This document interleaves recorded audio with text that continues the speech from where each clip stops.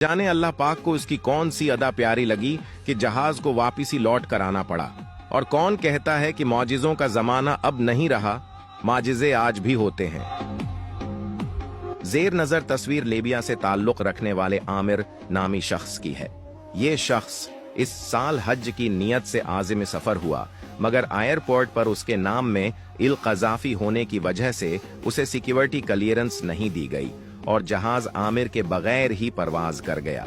लेकिन कुछ ही देर बाद फनी खराबी के बास जहाज को वापस इसी एयरपोर्ट पर लैंड करना पड़ा।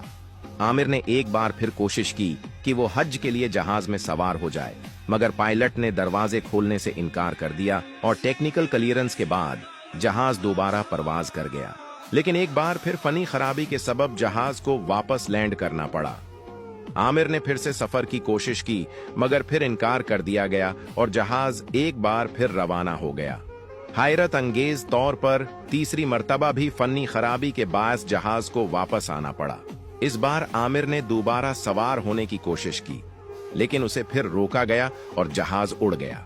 लेकिन जब तीसरी बार भी फनी खराबी के सबब जहाज को वापस लौटना पड़ा, तो इस बार पायलट ने ऐलान किया कि जब तक आमिर जहाज में सवार नहीं होगा वो जहाज नहीं उड़ाएंगे।